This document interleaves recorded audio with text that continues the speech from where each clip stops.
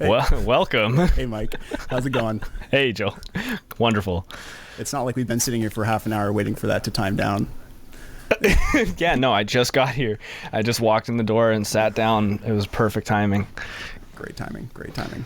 Yeah. We are actually thinking about getting our audio, well, having like the pre-audio streamed out early, and that way you can hear us make terrible references. So let us know in the chat if you'd like to hear anonymous ramblings, behind a timer before we start, so that you know what's going on. Exactly.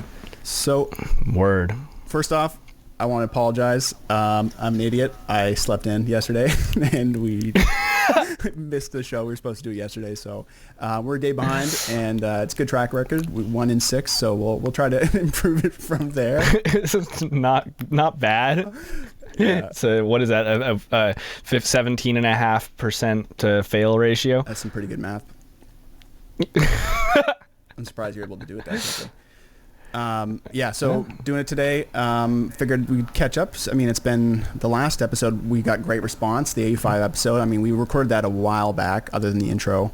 But man, that was a great episode. Really enjoyed that, and great response. So we're really excited about that. What happened last week for you since then? Last week? Yeah. Oh God. It's been snowing like crazy around here. So that's been a nightmare. Although I gotta say the snow here is such fake, like baloney snow.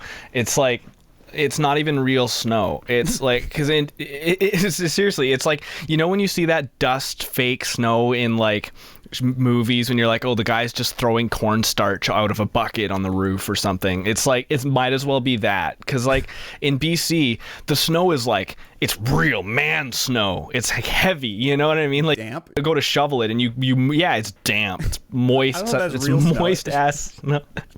It's moist. It's snowman making snow. You know what I mean? You can make stuff with it. Yeah, good like, snowballs. I remember. Yeah, snowballs, snowmen, snow cones. Little Monsters Inc. reference there for all you people. But yeah, like I remember having to shovel my driveway back in BC, and it was like you'd push the shovel like a foot, and then it was just like stops, like you might as well hit a brick wall because it's so heavy. You gotta like, like I actually like maintained my physique in the winter because of it. But here, it's just blisteringly cold. But the snow is like, it's just like a fine dust, and it's like piled like, feet high, but you go to move it and it's just like, like it just like, that's the sound it makes. You shovel, it's just like, like, and it just like sprinkles right back down on the ground behind you. And you got to throw ice. You got to throw salt all over the place to stop what they ice say, from happening. You know what they say, you got to fight snow with ice. Yeah, I mean, it's... Exactly. Yeah, it's just like fire with fire, obviously. Well, surprisingly, right? I mean, in Vancouver as well, it snowed as well. We have the little polar vortex going on, and we had a little bit of snow. It's not anything real, and it actually has been raining for the last couple of days. So, the last day now, so it's pretty much gone. Only had to shovel the driveway once, which is pretty standard for BC. Yeah, that's what I remember of it too. In fact, I don't even remember the last time I was in BC and there was snow. Yeah, well, except for maybe I don't even remember. You just got to look at the mount. You just go to the mountaintops. That's it's up there, just chilling. Yeah, we don't have mountains here, so I forget about those sometimes. But okay, it wouldn't be so bad if not for the fact that Fission, you subscribed. That's awesome. Thanks, man. But yeah, it wouldn't be so bad if not for the fact that my vehicle decided that it doesn't have any air conditioning anymore. Just no air, no cold air, no warm air, just none. So I'm literally like driving down the road, and like the fog is so thick on the inside of my window that it becomes a sheet of ice. So I can't even use like Kleenex to wipe it down. I have to use like a hard, like the back of my rubber glove and like scrape the ice off while I'm driving. Wait, on the inside of your car? Yeah, there's ice on the inside. it's because I have no air. I have no way to defog the window. So it just is, it's like, it's the worst. And it'll be fine. It'll be fine if it's dark, but as soon as you go under a street light or if a car is coming at you, the whole windshield is just like, Wait, you like drive with ice on the inside of your windshield? Yeah. Yeah, I do. I don't have a choice. I mean, like, I don't drive with it just like ignoring it. Like, I grab I'm like just driving like this, like scraping my window the whole time. And then, you know, it's fine.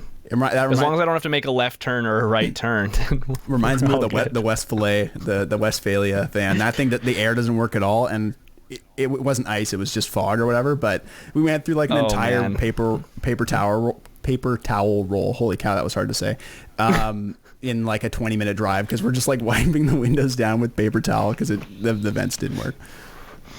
Yeah, and it's so stupid because, like, you know, when your car is working fine, you're happy to not have to know anything about vehicles. But the second that something goes wrong, you realize just how much you rely on the full functionality of your car. Yeah. Right? So, like, that's me, right? Like, as long as the weather is at like a stable, like nice temperature, then I can see totally fine. But as soon as it gets below a certain temperature, all of a sudden, like, driving becomes this task that is like astronomically more dangerous than usual, which is bad considering it's already kind of a dangerous task as is. Well, I think so. I think the normal approach is probably to just thaw the windows and like make sure there's not ice on the inside of your windshield. But you know what? If it was really smooth, it would be fine. So you just actually get some sandpaper, just sand it down. nice. Sand the ice down. You probably can sand ice.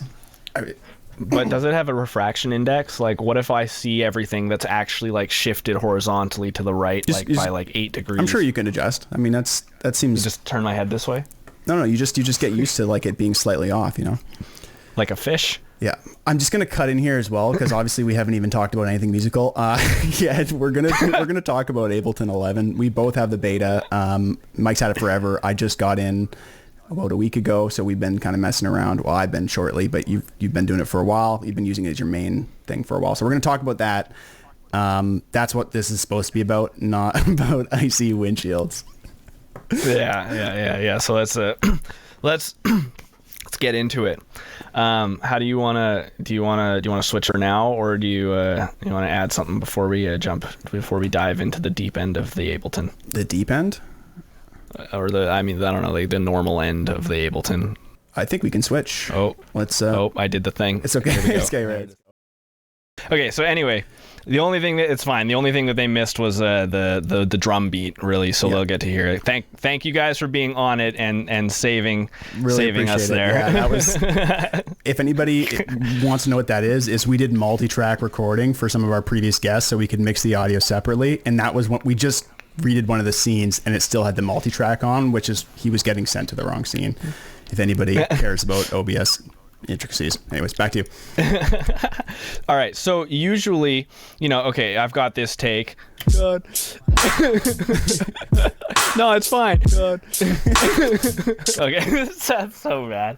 I just wanted to hear it so that you guys could get the drums over it. Yeah. So generally, it's like if I wanted to go and try another take, you can see if I shift this loop bar over, then it actually will appear over here, right? And so this was the best way up until now to scrub through different takes, right? But it's like, okay, imagine from this take I happen to like this spot right here, but I need to fix this spot right here. It's like, okay, well now I've got to cut this out and move this somewhere else and blah blah blah, and make another MIDI channel and blah. So anyway, it was a nightmare. Yeah, you had to do a lot of things, but now they have this amazing thing called Command Alt U. No, Control Alt U. Yeah, boom. Take lanes. So now you can see all the different takes that I just recorded of my vocals. So by going through here, if I press enter on any of them, it instantly shoves that spot into the top recording, right? So now I've got this. Yeah, vocals. Over this. Oh, yeah, vocals. I don't know if it's you laughing or the take laughing. It's so weird. Yeah, vocals.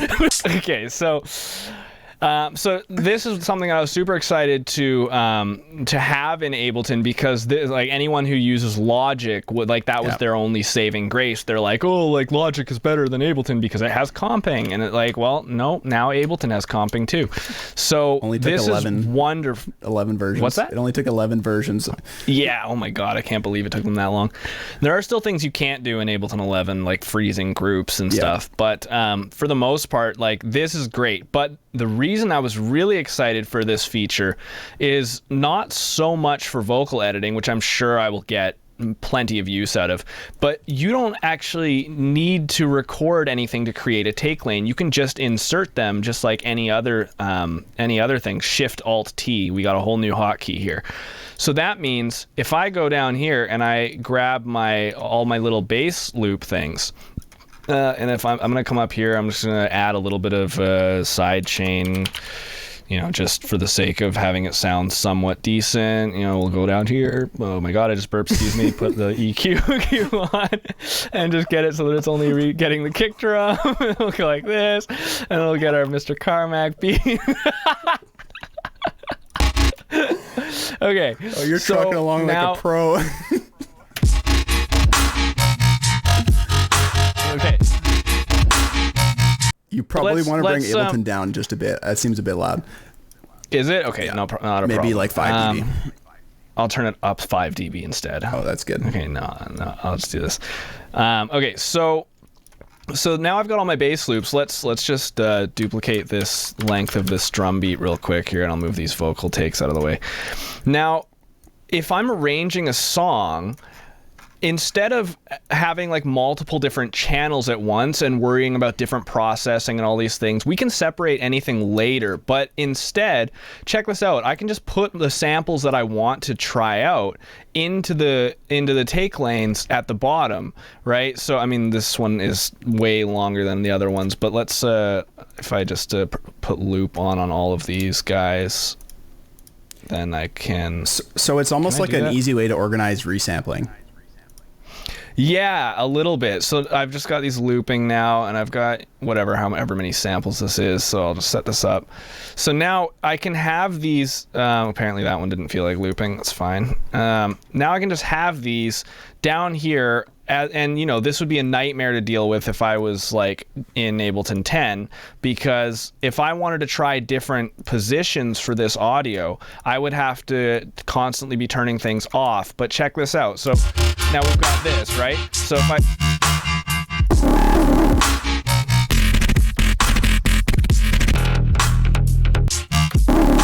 Okay, obviously definitely bring it down a little bit.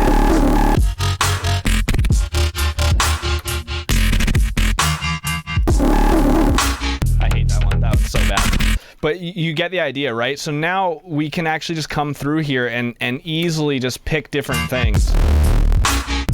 And obviously it would be nice if they were in time and if they were in key and stuff like that. And so I obviously didn't prepare at all.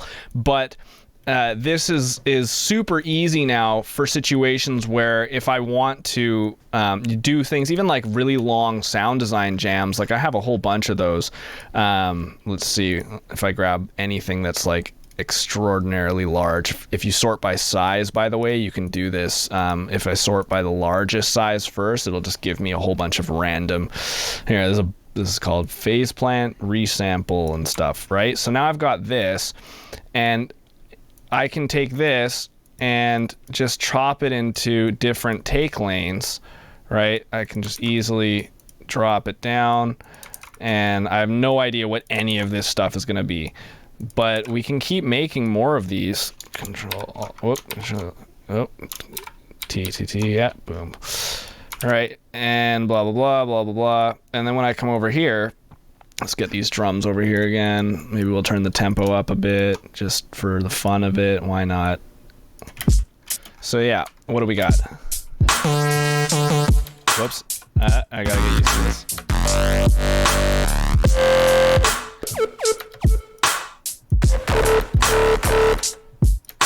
Right, so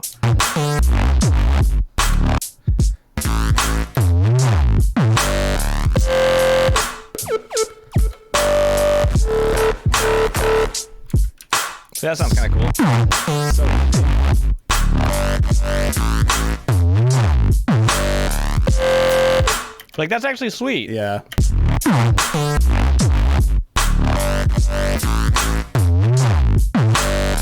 Obviously, it needs a lot of tweaking, but this is enough to to spark an idea, right? Because I can take this, and then now I can maybe I like the rhythm of it or whatever, and like I can test parts of it a lot faster than I normally would have been able to do with resampling. This would have taken forever to experiment with all the different combinations. And it's like, if you don't like something, you can just like, oh, I want to use this one instead, and it just writes it right over. And then another feature, the greatest part, you can highlight a bunch of stuff and right click it and then go create crossfades on clip edges. So it'll literally do all of the crossfading that I used to zoom in and do, but one by one for every single cut. It does. You can do this with it. Yeah, the click of a button. And then we just add our OTT and call it a day, right? Song done. Render, upload, make $1 million. Oh, sorry. It's very loud. That's like 10 dB more than everything else, but I will have to go in and probably bring that down for any of the audio listeners. I'm very sorry. Yeah, but it sounds cool, right? It really does. So this is go ahead. I think what's so valuable with that though is like normally resampling is such a weird process because you're like very unstructured and you end up with like these really dirty project files that are not very organized. And what's so cool about this is it's not really made for, I guess it kind of is, but it's more for vocal performances, but it's so valuable for being able to kind of structure your your resampling sessions and really easily be able to go through it. Because what's nice is you can see all the waveforms from all the clips. But because normally when you crop into the little bits, you can't see the extra parts. But when you can see all that, you can just quickly try things out. It's so much faster. So I think that's I didn't exactly. I didn't even know this. I knew that comping exists, but I didn't even think of this workflow. So I'm definitely going to be using this for my resampling projects going forward. Hell yeah. Like, and just to add to what you just said, because before, like, and I've seen this, like Mr. Bill do things like this where he has, he's got all of his blocks of stuff. Oh, I just pressed Windows R. Let's not. Let's run some programs here. So yeah, Mr. Bill would have like blocks like this, but then you zero out all the ones that you're not using, and just by zeroing it out, you can't see what was under it now. So you're like, if you wanted to check, you have to turn it back on. And like, it's just nice with the take lane. You can have all this under here, and that none of this audio is actually coming through unless it has been highlighted like green. So it's just a handy little feature that I think is going to make resampling, like you said, move a lot faster in the future. Yeah. The other thing, I wanted to try this. I haven't experimented with it, but I was very curious, so I'm just gonna give it a go real quick here. Can you quickly turn the audio down when you get a chance? Like probably 5. Yeah, I turned it down. Yeah. So you can't see this right now. It's underneath Joel's camera, but the new Ableton, it doesn't group the effects the same way. It comes automatically grouped in folders, and this is handy, and I like the concept, but I'm still very much getting used to it, and I'm finding sometimes I don't know where the heck I'm supposed to find certain things. Like whenever I look for auto pan, I'm like, where the heck are you? I'm pretty sure it's under pitch and modulation for some reason. Yeah, that's the only one that I can never find. But as I think everybody is very curious about, or at least I was very curious about, was the spectral stuff. So we've got the new, what would be under time and modulation? What is it? It's in 2 different spots. I think one is like a filter and the other one is, yeah. I just control F though. I just control F spectral. You'll find them. Spectral time, delay and loop. That's what it's under. It's weird. So yeah, this is I saw Slink doing this, and like, if you put it on drums, you can get some pretty interesting.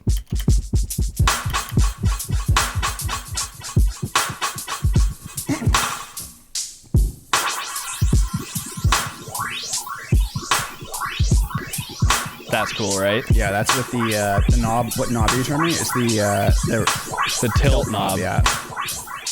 Which, because this is why you need stereo audio. Now, what happens if I just do it multiple times? Okay, I'm going to limit you at 4. For the sake of everybody I think I have like 8 here. Yeah. So I was just super curious because, like, these things are super interesting. They very sparkly effects.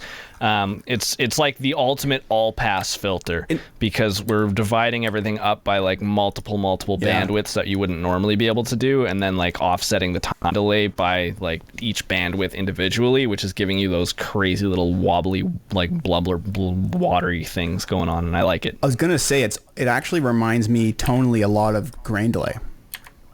It's like grain delay mixed with essentially an all pass, but the all pass for every single channel. So the difference though is that grain delay is pitch shifting the entire signal with each offsetting delay, whereas this one gives you those tonal blobs because it's actually offsetting the bandwidth enough where you're only hearing a small part of the frequency spectrum actually separated from the original signal. Yeah. And so it's a very, very clean and smooth sounding way to get like a crazy all pass stuff going on. And there's definitely a lot to be learned about this plugin that I think has yet to be explored. I like that one a lot more than the other one. And I was using it to get kind of the flumy vibe, because you can also use it a lot like an echo when you have a free, if you put it in high feedback mode. And you shouldn't demo it here because it's terrible to hear and it's hard to make it sound good. But it's really... Well, let's try the presets. This says drum snow. Okay. Let's just see what the drum snow sounds like. See, okay. That really reminds me of grain delay. Really sound, I mean, it's obviously smoother because grain delay, you can hear the individual steps being pitch shifted, but this is like that, but at a much more... Very interesting. Very interesting. The granular one is the one that had the most interesting sounds. I remember, if I can make it do it. Yeah.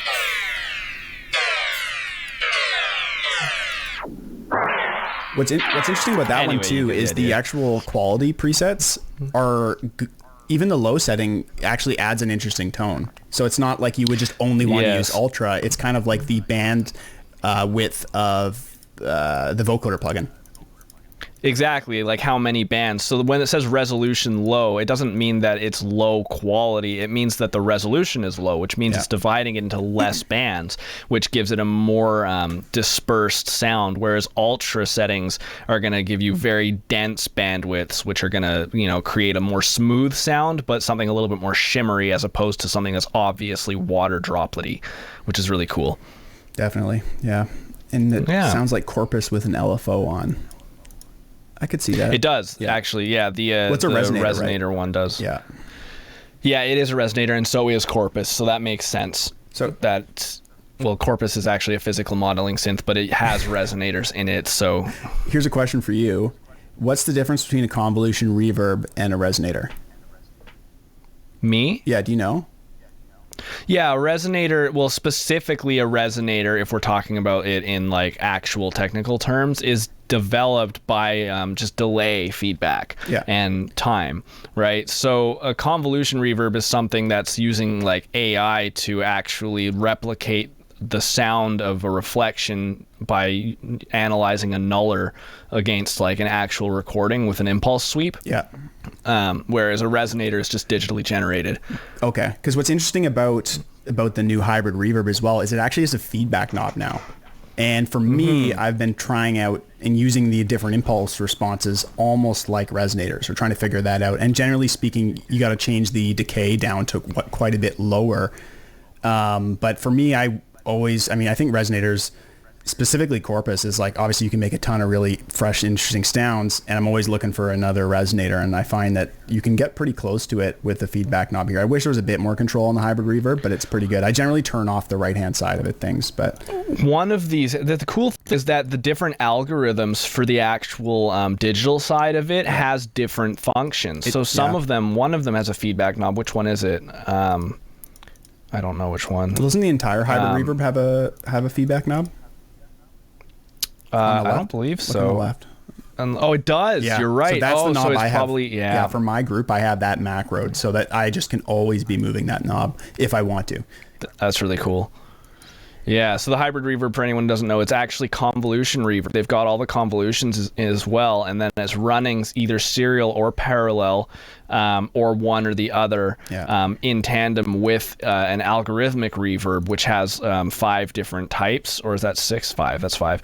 And each one of these different types has actually different settings entirely that generate completely different effects, which is really cool when you're stacking them. It would be nice if you were able to switch the order so that you could have, the convolution after the algorithmic one instead of the other way around, because I feel like that would actually make more sense to have them running in serial, but have the algorithmic one first and then have that running into a convolution so that it sounds like the last stage of the reverb is coming through something more real. I have to wonder why they set it up the other way around, where the convolution is first, but I think it's so that you can change the decay. So something I noticed with convolution reverb, the Max for Live plugin before this, is you can't adjust the decay or the size of it without getting distortion. I think that's probably something to do with the way that convolution reverb algorithms exist. They just can't be changing that sample in real time. But the sound of a reverb changing, like if you've ever used CDJs and you take the reverb knob and you turn the reverb way up and then you press down on the size, you get a really cool pitching in and out effect. It's actually like a sh or a whoosh sound depending upon which way you're going. And I think a lot of people probably use it for that. And I always have the size and decay mapped to knobs because I'm always using those. I'm automating those. So that's my guess, because I think if that was before, actually, I don't even know what it would sound like, but I mean, you wouldn't have as much control on the size. That's my guess. Makes sense. Yeah, because I actually edited the convolution reverb plugin so that you could macro because you can edit any Max for Live plugin to make any parameter editable, which doesn't mean you should. And when I did that to convolution reverb, it sounded terrible. Like, it's all super glitchy and stuff. So definitely not meant to be done. Yeah. There's very few convolution reverbs, if any, that allow you to actually macro the size in real time, just because it has to actually reinterpolate the sample that's being used to generate the reverb every time you adjust the size. I can't remember if Altiverb is capable of doing it, but some are smoother than others. Altiverb is not that smooth, if I remember correctly. I actually don't have it installed. No, it's not. Yeah, because it takes up a ton of space. Yeah, it's a big plugin for sure. Yeah. But yeah, that's just basically a mild demonstration of one of the cool things that I think that I'm going to get a lot of use of with Ableton 11 is this sort of the dealie here with what do you call it again? Take lanes and comping. Yes.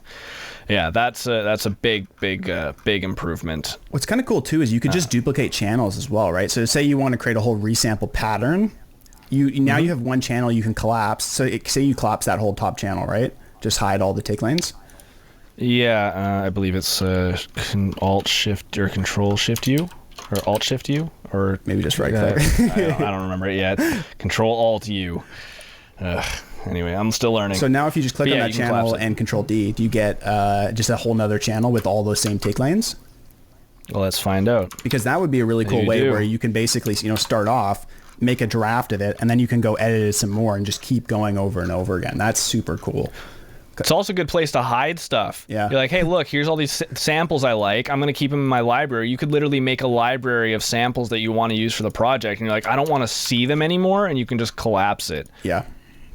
So you could literally have a channel up in the top of your project that you never actually use. And then it's like a little bank of samples that you wanted to use. And if you need them, you can open it up like a group, except it's a group that can always be collapsed to the minimalist size. Yeah. Definitely. Yeah, it's really cool. Nice. I didn't even think about it that way. I was like, comping, if I ever work with a vocalist, which I never will, that would be handy. Well, let's hope they sing better than I do in this one. Yes, you need to send me that. For this. Oh. Oh, yeah. The greatest vocal take of all time. That's why you got comping. That's why I got comping and Melodyne. We are not sponsored by Melodyne, but I do endorse them. Yeah. I wonder what Melodyning a laugh would sound like. Probably pretty scary. You could experiment with some auto-tune first, and then it'll be pretty similar. Shall we switch back? Yeah, so we're going to switch to... do you want to chat about some other stuff, or should I get right into my stuff? Well, I'll jump over to the normal view real quick here. Okay, ready, set, transition. There we go. So I think when I cut you over, you're going to be cut off again just because that's an old scene, but I can fix that real quick. So I'm just going to switch us to all good to my view here, and then he'll be back in a jiffy. I haven't said jiffy ever, but I just decided that I needed to say it right now. I'm not sure why. And which one is Mike? Oh, actually, you should be live. Let me just quickly check. Yep. Are we good? Checkity check, checkity check, checkity check. Oh yeah. Yeah, we're fine. Awesome. Okay, so I'll go into my side as well. So, I mean, obviously I've noticed some of the similar things with like the new plugins. It's fun to mess around with the temporal stuff. What was the name of those ones we were looking at? Spectral stuff. Yeah, I mean, I've wanted stuff like that forever, so it's really handy. I've been trying to make stuff like that with Echo. I mean, you've probably seen I spent like 4 hours trying to make that one project file with like Echo distorting. Made this massive project chain, and Spectral Time just does it automatically with like 4 knobs. So pretty exciting to have that. But in terms of what I can bring to the table, it's different than Mike in terms of what I use in Ableton. I actually have been producing a lot more in, I always forget, I think it's Session View, right? Yeah. Session View, yes. Yeah, that's right. Session View. Arrangement View is for arranging. Yeah. So first things first, if you didn't even already know, this down here, this is the coolest thing in the world. There's a little button down here, CPU impact. This is a game changer for anybody that has a large project file. You can tell right away, this is the channel that's using the most CPU, which is, I mean, that's super cool. Unfortunately, you don't get it for the internal channels on the rack, but that's still pretty good. For anybody that's ever worked on a project that is upwards of say 200 channels, at a certain point, no matter what hardware you have, it becomes a nightmare it just sucks. Like, adding a new track takes like 5 minutes, and I know hardware is really going to make a difference in that. I mean, as far as I'm concerned, I think it's just a limitation of Ableton just can't really handle all that extra processing, and it's probably just kind of meeting a limitation of it. I mean, 200 channels is a lot, and I find that there's certain plugins in particular that cause the most problems. And obviously they're like, okay, well, we've introduced freezing, which is great, but you don't know which channels to freeze. And it takes a really long time to freeze every single channel, and there's groups and stuff. So it's like not really a viable solution unless you want to like sit there for 30 hours while you individually chant. Cause it's not even like you can just do it and forget about it. It's like can you freeze multiple channels? Especially if they're grouped. Like you can, but it doesn't even help because it's like, imagine I freeze like a whole group worth of channels, and it's like, okay, great. It fixed it. I've narrowed it down to 20 channels. Yeah. Wonderful. Now I have to check all those individually. Yeah, so for me that's huge. I mean, I remember Lost in Translation. I reinstalled my entire computer during the process of making that song because I had so many problems. And by the end, I think me and you it was so hard to work on that project, partly because we both write that way. We both write 150 channels, and then when it was like, okay, let's put it together, it's just this. It was like 250 channels. I think it's like 30 gigabytes of project files. It's a massive mess, and bottom line, this CPU indicator will let you know exactly serum and auto-tune pitch. Yeah, they hog the CPU for sure. And those are all things that we use. I mean, we use Operator a lot, but even Operator with a lot of voices will use a lot of CPU. Yeah, anything with polyphony, and that's the crazy thing is like Serum, it'll instantly hog your CPU if you turn up the polyphony past like 8 voices per channel.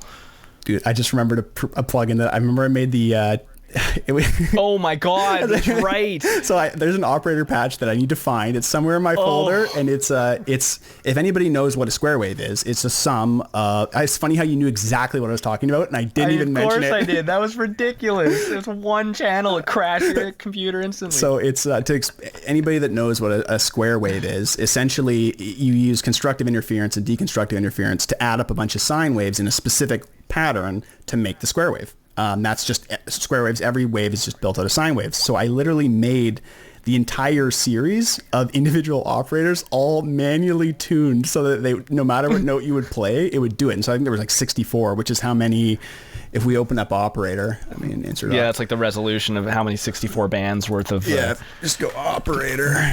Oh, now I have What were you trying to accomplish with it again? I don't know, dude. I sometimes I didn't always think, that's an audio channel. I'm not thinking right now either.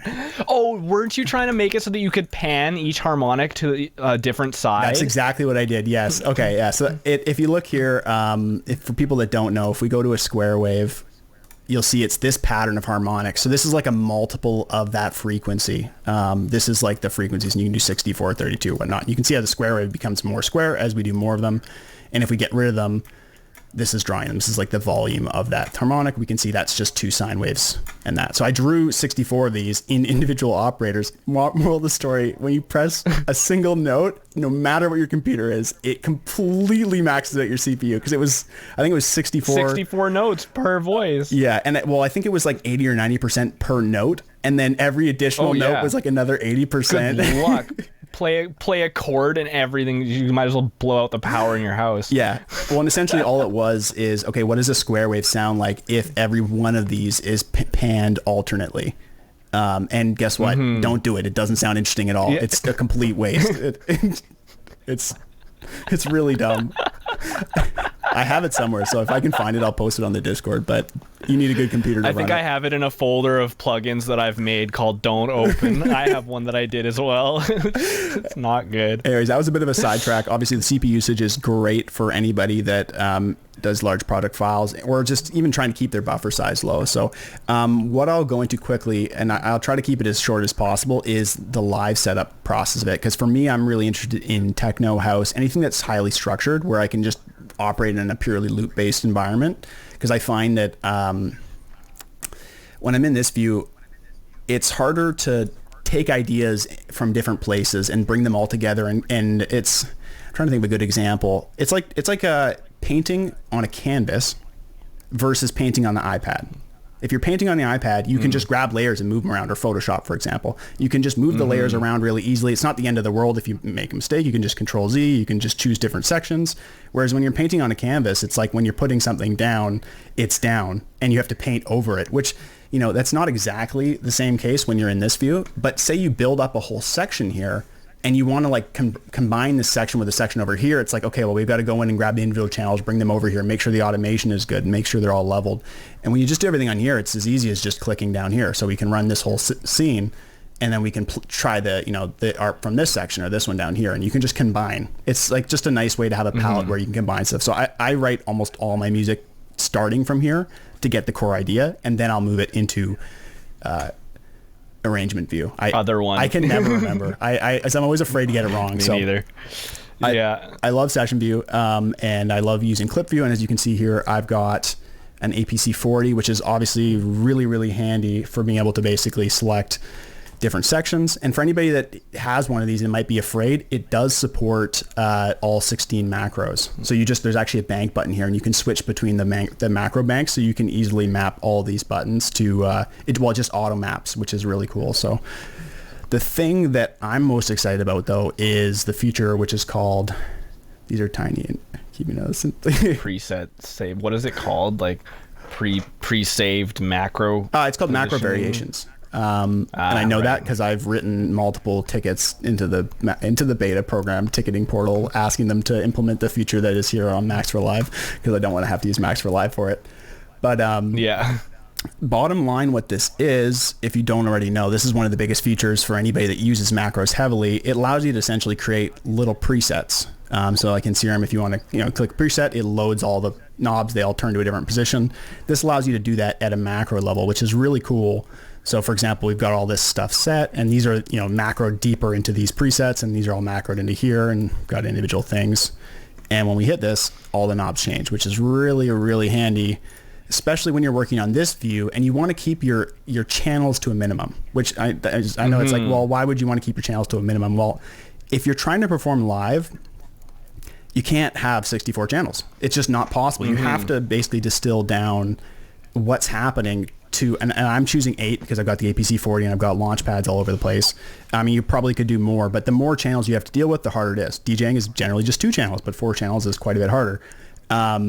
That being said, a kick channel is not hard to think about. I don't really have to worry about that. But bottom line, this allows you to have, essentially multiple instruments and select from them on the fly into these channels. And why that's so handy is, instead of having to go in here in the sidebar and be like, okay, well, let's grab another instrument and drag it in here, I can actually assign these instruments to these clips. So the instrument itself will be changing. And if you see here, this isn't great for the CPU, but I have all the instruments I want to use for house are all just here. They're all just Oh man, you actually have all your instruments in there. and they're already pre-macroed to this. And the CPU usage isn't that high. And there's even a serum in here. You know, there's a serum as well, and it's all already macroed through here. And then I have this chain selector allows you to choose which instrument. So when I go through these, you can see this one now just selected a different instrument for me. So now it's playing this instrument. And I can also evolve between them, which is not really necessary, but you can basically select between them here. And you know, jump, and that's basically what's choosing the instrument. And then the individual instruments, you have like a drive, a filter, which is kind of what you would need on all the instruments. And then these are kind of like, if it's FM, this is the FM frequency, this is our harmonic in this one. These are kind of like the option knobs per instrument. And I try to keep it as minimal as possible because, again, you know, we got 8 channels here. I don't want to have to be like, oh, here's a new instrument I'm choosing. I need to remember what the knobs are. It's like, no, I just set them to be a pattern. And then you've got your envelope here as well. So what do you usually use for your patterns then? Because I imagine like the ADSR, like your decay time is probably like a standard among all of those. I'm always changing it. So it's just right here. So I have it on these knobs. And what's handy as well is if I just close this, go back to key, you know, this right here, these knobs are just they're already mapped. So all I have to do is make sure if I close it, this should just already be, there you go. So you can see that's already moving it. And it's moving it for all of these. But say I move to a new... sorry, go ahead. But hold on, does that knob, like say that knob number 6 or whatever, is it controlling a similar pattern across all of your instruments? It is. Or is it just... It is. So so what macros do you generally tend to use with like the ones that you have available for each instrument? Yeah. So, and I think I'm going to stick to 8. I think 16 is too complicated for this kind of a thing. I might use 16 for other purposes, but all I do is envelope. So decay, sustain, release. I find I don't use attack. And if I do, it's specific to a specific sound. So decay, sustain, release, those are key. And then drive is filter drive. I generally use like the SPD2, and then I will drive that filter. That's how I get a lot of my tone in almost all my sounds in Operator. You can get a lot of great sounds just out of Operator with nothing else. And then you got your filter knob here.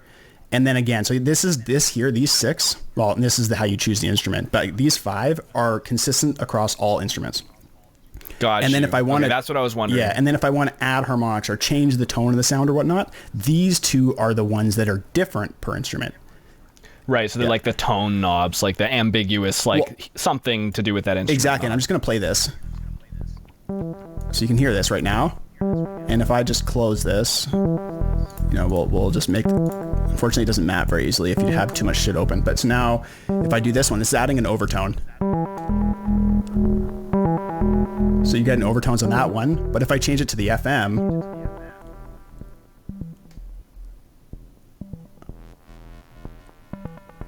I don't know which one that is, but there you go. Now we got FM, and I think this is the attack for it. But yeah, so that's a quick example of it, but bottom line is I can just move knobs around and it should stay interesting. You know, as long as I kind of follow the convention, it's easy enough that I can kind of just, you know, remember a couple knobs and it's good to go, and it auto maps.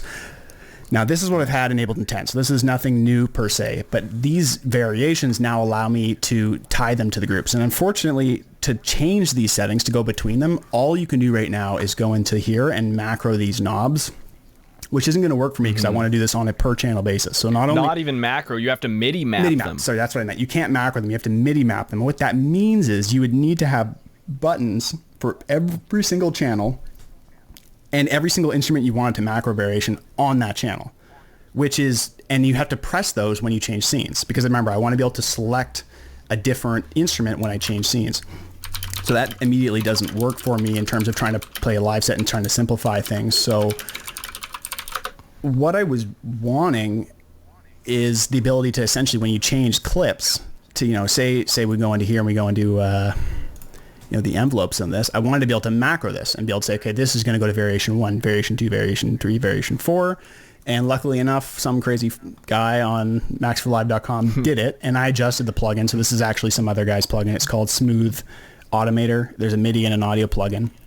And I just edited it and made it smaller, and I changed a few things. I almost always change the plugins that I find online just so that I fit them better. It's a free plugin if you want to get it. It's a power move. Well, anybody that's used Ableton and cares and does complicated stuff, the vertical space along the bottom here is at a premium. So I if a plugin can be made narrower, I always do it. You know, I just try to keep it at an absolute minimum. And I also got rid of some extra stuff that I didn't want to see, but definitely check out Smooth Automator.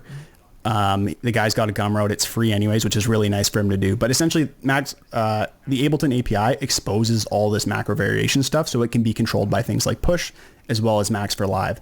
Now, I'm just going to quickly show you why this is so important. So say we're playing this filtered intro again. This one should load that setting. So now if we play down to something like evolving. Give us a kick drum. Yeah, I can. Why is it not playing?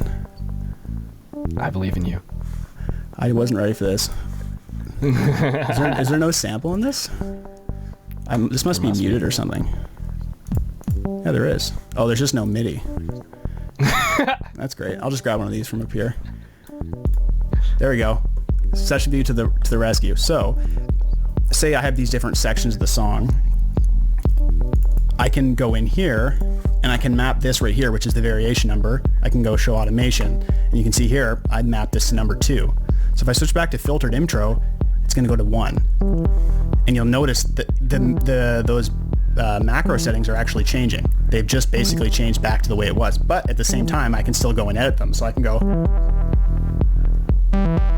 Yes, this is what's really handy because it doesn't actually add an automation lane, so you're not breaking anything when you turn a knob. Exactly. And then if you want to go back, that's why this is. You can smoothly go. Yeah. And then I can just do it all from here, and I can just go play this evolving, and you'll see these knobs are all moving. So we can literally crossfade between parameters all based on the clip view, and then right back. Or to 2. Mm-hmm. And again, now it's going to another variation. So, and we just changed the preset, so now it's like a square wave based sound as well. And you can see it actually kind of fights you a little bit, but either way. And then you can change it so it's really quick. So if you want it to go almost instantly, I think you can actually just do off. And then if we go back to opening. And there we go. Yeah, and so that's a way to change 8 different knobs at one time with only one hand. Exactly. So I can assign that all to the clip view, and when I go into the if I go into automate that, it's only one thing I have to automate. You know, it's just smooth I was automator. just gonna add that. And you just go in here, and it's just this variation. So I can just put this one thing here, and that turns into 4 of it mods here. Because what I used to do, if you look at some of these other channels, and I don't think I even have them because I think I cleared them all out, but I used to have every single parameter automated for every single clip. You'd have to yes. And I'd use Clifex to automatically do that, but it was super janky, and you had to click, and then it would like write the automation to it, and it's hard to get a straight line, and it was a nightmare. But this basically fixes all of that, and then I can also perform it without having it get mad about the automation, because as soon as you do this, it's not reading the automation anymore.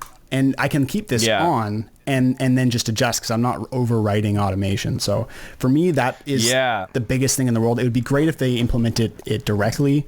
But you know, this guy implemented it, got the API working already. So that, I mean, this is big enough for me to get going live and prove concept that I can do this. So I'm very excited. It means I can basically perform live, and I map all these options as well, like creating new ones. So not only can I change between sounds, but I can also make new patches on the fly and then macro variation them and then go back to original ones and then switch back to that. Cause I just, I can map all the channels to a launch pad, and then I can just have all those options there. And that way I can pretty much produce entirely on the fly without having to touch my keyboard or mouse, which is the end goal. I kind of want to just be able to make procedural music, just, sit down on a Sunday, jam out, and be able to do it with Ableton. So I think with 11, they finally got it there. So I'm very excited. This is huge for me because I've been talking about this for probably over a year. As soon as I realized this might be possible. Yeah, and that was always the biggest limitation, is like you can turn all the knobs one by one and get new sounds for sure, but once you're there was never an easy way to get back, nor like save that position in a consistent state where you're able to alternate between the two without it being some sort of like janky thing that breaks automation lines and stuff like that.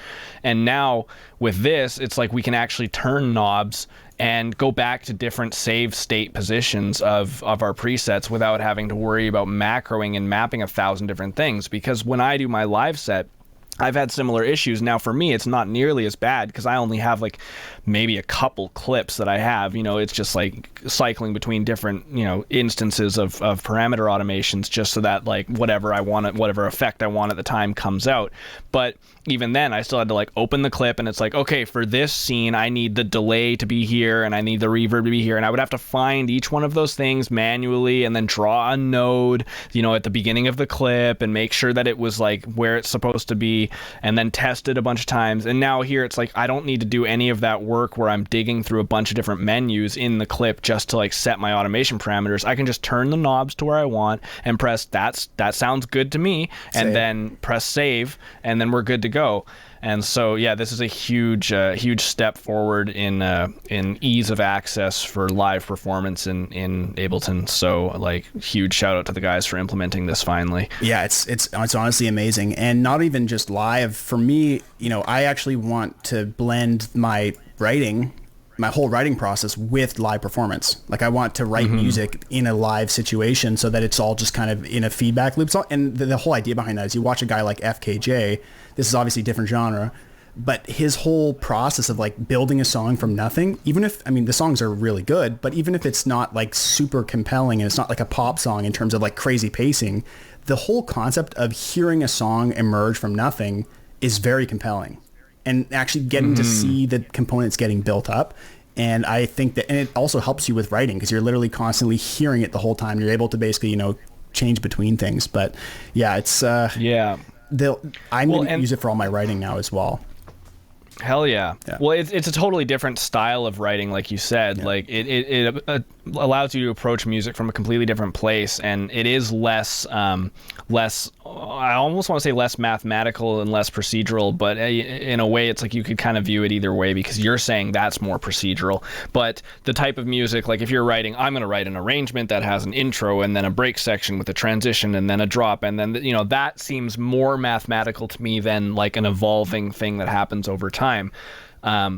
So it's just going to generate completely new different ideas, and then just going back to what you said about FKJ and all those other live performance guys. If you look at the way that they function, look at Reggie Watts, look at what's the guy's name? I can't remember the other dude, the crazy French guy, Marc Ribier. Oh yeah. Like these guys are live loop performers and they have to master their craft in a way that allows them to accomplish the most out of the least amount of things. And they're always limited, and that's always, except for FKJ somehow, he's not really limited because he's a multi-instrumentalist, right? Well, he doesn't need to. Just sit exactly. Yeah. It's different because he can loop things, but he can play many different instruments, and that gives him the wide scope of sound. But for anyone who's just doing production and isn't playing multiple instruments, we need to program synths on the fly. Yeah. And the biggest setback for any live looping performer is the amount of time required to get the song going. And it's like you have a little bit of leeway. You can leave like a single dry one loop going for like 2 or 3 or maybe 4 times. But if you haven't added the next part within that amount of time, it instantly starts to drop off in like reward for the audience. Like you need to deliver quickly, or it loses its the smoothness of the show that needs to happen when you're in a live looping situation. And so this new feature in Ableton has definitely broken down some boundaries that we've had in the ability to do that, and will open up many more doors in the future to doing new things. It's funny you talk about, this is a bit of an aside, it's funny you talk about there's that time frame where things need to change. That's actually 100% genre dependent. So a pop song, you have to do something exciting in the first 10 seconds of the song, and then it has to shift really quickly to something else and really smoothly. And that's part of the reason why I'm choosing techno and house, is because I probably have 32 to 64 beats or bars to just sit. And the changes that happen in house, it's just like a saw wave going up. And that's all I have to do. I can just create an unlinked automation curve on every clip I want that says delay is getting more intense, and then it can just loop. So you can kind of cheat a bit, which is why I'm choosing this, because this is obviously not you have to simplify things down like you're saying, so that you can keep everything in your brain to operate quickly without freezing. I mean, you can't just go in.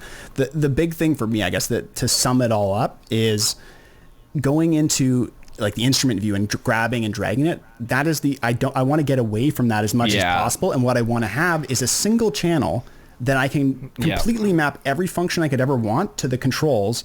And essentially in here, I'm showing you on my screen, but I'm not even streaming it.